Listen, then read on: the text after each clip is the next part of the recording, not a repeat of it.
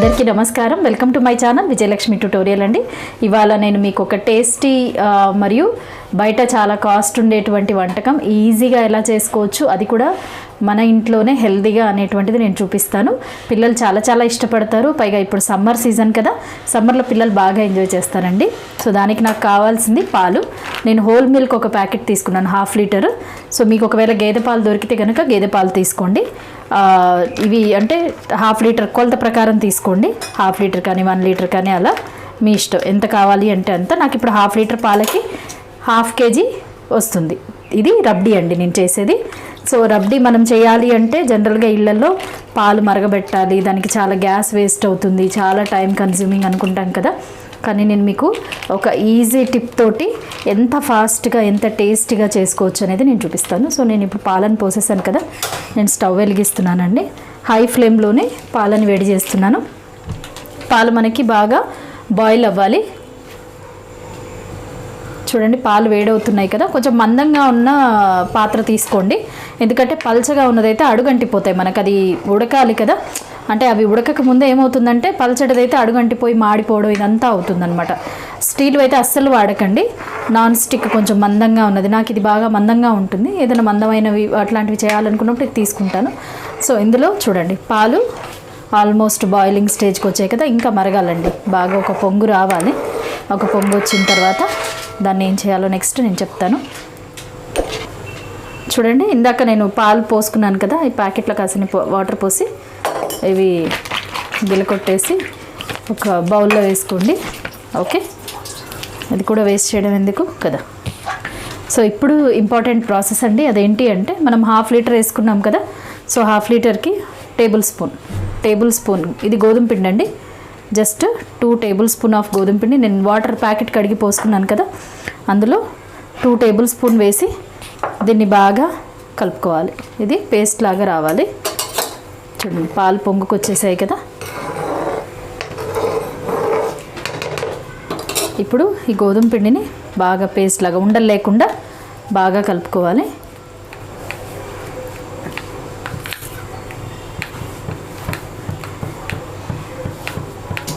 కొన్ని వాటర్ కావాలంటే పోసుకోవచ్చండి, దీనికి ఏమీ ఇది లేదు, రెస్ట్రిక్షన్ లేదు. కొన్ని వాటర్ కావాలంటే పోసుకొని మనం లమ్స్ ఏమీ లేకుండా ఉండలు లేకుండా నీట్గా మిక్స్ చేసుకోవాలి. ఆల్మోస్ట్ మనకు ఒక పేస్ట్ లాగా. స్టవ్ని కాస్త తగ్గిస్తున్నాను, నేను సిమ్లో పెడుతున్నాను.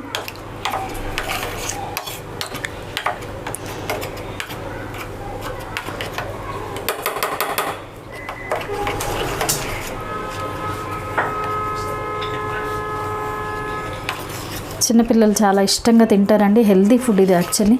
ఎవరైతే పాలు తాగడానికి ఇష్టపడరు పిల్లలు, లేదా కాస్త బలంగా లేరు అనుకున్న వాళ్ళకి మీరు వారానికి 1-2 సార్లు చేసి పెట్టవచ్చు. చూడండి నేను ఉండలు ఏమీ లేకుండా ఇలా చేసుకున్నాను కదా. సో ఇప్పుడు దీన్ని నేనేం చేస్తానంటే, చూడండి ఈ మరుగుతున్న పాలల్లో కొద్దిగా వేసి కలపాలి బాగా. ఒకేసారి పోసేయకూడదండి, పోసేస్తే ఏమవుతుందంటే గడ్డలు కడుతుంది. గోధుమ పిండి కదా, సో గడ్డలు కట్టే ఛాన్స్ ఉంటుంది. కాబట్టి కొద్దిగా పోసుకుంటూ కలుపుతూనే ఉంటాను. ప్లస్ ఇంకొకటి ఏంటి అంటే, నేను మొత్తం పోసాక కూడా దాదాపు ఒక 10 మినిట్స్ కలుపుతూనే ఉండాలి. 10 మినిట్స్ అని కాదులే కానివ్వండి, చూస్తూ అంటే వదిలేయకూడదు, మనం అలాగా స్టిచ్ చేస్తూనే ఉండాలి.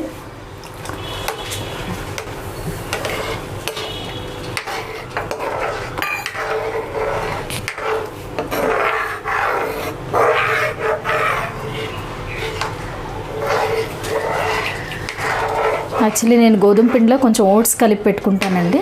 సో మీకు అవి అక్కడక్కడ కనిపిస్తున్నవి ఓట్స్ అనమాట. అంటే చపాతీ చేస్తాం కదా, సపరేట్గా దాన్ని కలపడం ఎందుకని నేను పిండిలోనే కలిపేసి పెట్టుకుంటాను. అది హెల్దీ కదా. సో ఎప్పుడు చపాతీ చేసినా సరే అది ఉంటాయన్నమాట. సో మీకు అక్కడక్కడ కనిపిస్తున్నవి ఓట్స్. సో మనకు కావాల్సిందైతే ఉట్టి గోధుమ పిండి మాత్రమే, అవి ఉన్నాయి కాబట్టి వచ్చేసాయి.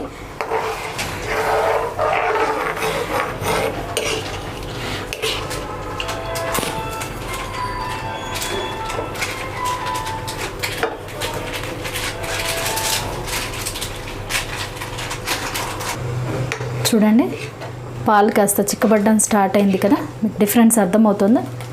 పాలు కాస్త చిక్కబడ్డాయి. మీరు అంటే గోధుమ పిండి కలిపాం కదా, ఆ స్మెల్ వస్తుందని కంగారు ఏం లేదండి. అస్సలు స్మెల్ రాదు. మీరు కలిపిన సంగతి కూడా ఎవ్వరికీ తెలియదు. కనీసం తిన్నవాళ్ళు కూడా గుర్తుపట్టలేరండి మీరు కలిపారని. సో ఇది ఇంకా కాస్త చిక్కబడాలండి. ఇంకా చిక్కబడే వరకు దీన్ని కలుపుతూ ఉందాము. ఓకే, ఇప్పుడు గోధుమ పిండి గడ్డగడుతుందని లేదండి, నేను అప్పటి నుంచి కలుపుతూనే ఉన్నాను. ఓకే, సో ఇప్పుడు మంటను కూడా కాస్త పెంచాను. ఇప్పుడు దీన్ని ఇంకొక పొంగు రానివ్వాలండి.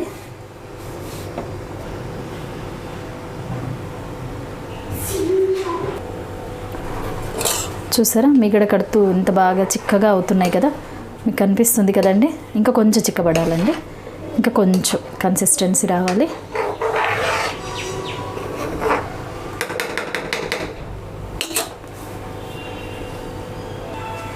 కన్సిస్టెన్సీ కొంచెం చిక్కబడింది కదండి.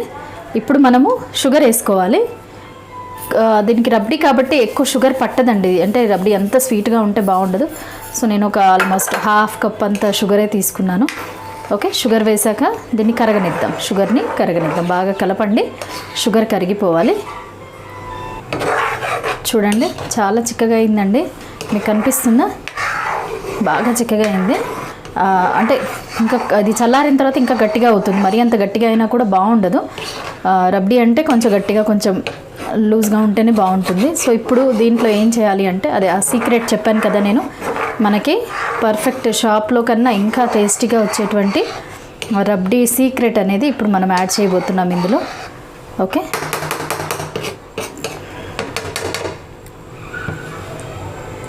చూడండి, ఇది వంట సోడా అండి. జస్ట్ ఒక చిటికెడు, ఈ చిటికెడు వంట సోడానే మనకి దీనికి చిట్కా. ఈ చిటికెడు వంట సోడా వేయడం వల్ల ఇప్పుడు ఇది ఎంతలా మారిపోతుందో నేను మీకు చూపిస్తాను. చూడండి, ఎక్కువ వేయకూడదండి, చిటికెడే వేయాలి. ఇప్పుడు చూడండి, మెల్లమెల్లగా లమ్స్ ఫామ్ అవుతాయి. అంటే మనకి ఏదైతే రబ్డీలో లమ్స్ ఉంటాయి కదా, అలా లమ్స్ లాగా ఫామ్ అవుతుంది. ఆల్మోస్ట్ చెప్పాలంటే మన జున్నులాగా.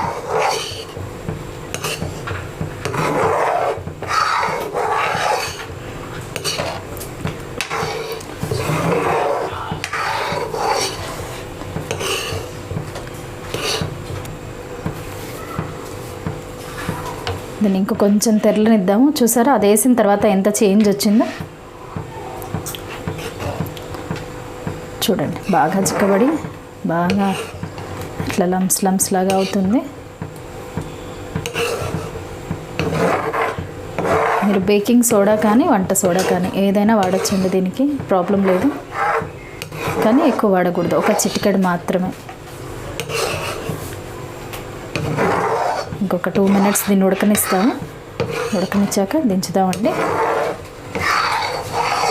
చూడండి, ఇలా కన్సిస్టెన్సీ వచ్చిన తర్వాత మన దగ్గర కుంకుమ పువ్వు ఉంటే కనుక కుంకుమ పువ్వు పాలలో కలిపి వేసుకుంటాం కదా, అది వేసుకోవచ్చు. దగ్గర కుంకుమ పువ్వు లేదు, సో అందుకని నేను చూడండి కనీసం అది పించ్ కూడా కాదు, చాలా కొద్దిగా ఈ కేసర్ కలర్ వేసాను. ఎందుకంటే ఆ కలర్ ఉంటే ఇంకొంచెం బాగుంటుంది.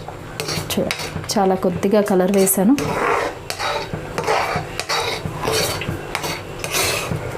ఇది ఆప్షనల్ అండి, వేసుకుంటే వేసుకోండి, లేకపోతే లేదు. దీనివల్ల టేస్ట్ కానీ హెల్త్ కానీ బెనిఫిట్ ఏం కాదు, చూడడానికి ఇంపుగా ఉంటుంది అంతే. కుంకుమ పువ్వు వేసుకుంటే డెఫినెట్గా హెల్తీ, ఇంకా కాస్త హెల్త్ ఎన్హాన్స్ అవుతుంది. ఇదైతే నేను జస్ట్ కలర్ కోసం మాత్రమే, పిల్లలకి అట్రాక్టివ్గా ఉండాలని మాత్రమే వేశాను. ఓకే, ఇది యాలకుల పొడి అండి. కొద్దిగా ఒక స్పూన్ అంతా యాలకుల పొడి కూడా వేసేసి అయిపోయింది మన ప్రాసెస్. సో ఇది కంప్లీట్ అయినట్టే ఆల్మోస్ట్. సో ఇప్పుడు స్టవ్ కట్టేసుకుందాము. దీన్ని చల్లారనివ్వాలండి. చల్లారిన తర్వాత దీన్ని ఒక బౌల్లో వేసేసి ఫ్రిడ్జ్లో పెట్టేసుకోవచ్చు. ఓకే, ఆల్మోస్ట్ అయిపోయింది. ఇది ఇప్పుడు ఇలా కనిపిస్తుంది, కానీ మీకు చల్లారిన తర్వాత ఎలా ఉంటుంది చూడండి. ఇప్పుడు చల్లగా అయింది కదా, దీన్ని అంటే వేడి తగ్గాకే ఫ్రిడ్జ్లో పెట్టాలి. వేడిది ఫ్రిడ్జ్లో పెట్టకూడదు. చూడండి ఎంత బాగా వచ్చిందో. నేను చెప్పాను కదా చల్లగా అయితే ఇంకా గట్టిగా అవుతుందని. చాలా బాగా వచ్చిందండి. స్మెల్ అయితే నాకు చాలా బాగా వస్తుంది. చూస్తుంటే ఇప్పుడే తినేయాలన్నంత ఇదిగా ఉంది. సో ఇలా బౌల్స్లో వేసేసుకొని డ్రై ఫ్రూట్స్ వేసుకోవాలండి. దాని మీద కొద్దిగా డ్రై ఫ్రూట్స్ వేసుకుందాము. మన ఇంట్లో అంటే మీకు ఏది అందుబాటులో ఉంటే ఆ డ్రై ఫ్రూట్ మీరు వేసుకోవచ్చు. ఇది చిల్డ్గా తింటే, అంటే చల్లగా ఉన్నప్పుడు తింటే చాలా బాగుంటుంది. పిల్లలకు కానీ ఒక్కసారి పెట్టారంటే వాళ్ళు మళ్ళీ చేసి పెట్టమని మిమ్మల్ని అడుగుతారు.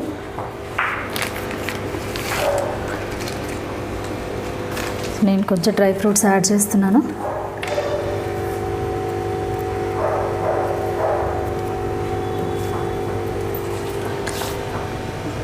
ఫ్రిడ్జ్లో పెట్టి నేను మీకు మళ్ళీ చూపిస్తానండి. చూడండి ఫ్రెండ్స్, ఇది నేను ఫ్రిడ్జ్లో పెట్టి తీసానండి. చిల్డ్ చాలా బాగుంది. పిల్లలైతే దీన్ని ఇష్టంగా, ఎంతో ఇష్టంగా తింటారు. ఎంత టేస్టీగా అనిపిస్తుంది, స్మెల్ చాలా బాగా వస్తుంది. సో చూసారు కదా, ఇదండి ప్రాసెస్, రబ్డీ తయారు చేసుకునే ప్రాసెస్. సో ఈ ప్రాసెస్ మీ అందరికీ నచ్చిందని అనుకుంటున్నాను. తప్పకుండా తయారు చేసుకొని ఎలా వచ్చింది అనేది నాకు కమెంట్స్లో తెలియజేయండి. సో మీ విలువైన కమెంట్స్ని తప్పకుండా తెలియజేయండి. మరియు మరిన్ని వీడియో అప్డేట్స్ కోసం విజయలక్ష్మి ట్యుటోరియల్ అనే నా ఛానల్ని తప్పకుండా సబ్స్క్రైబ్ చేసి ఈ వీడియోస్ని లైక్ చేసి షేర్ కూడా చేయండి.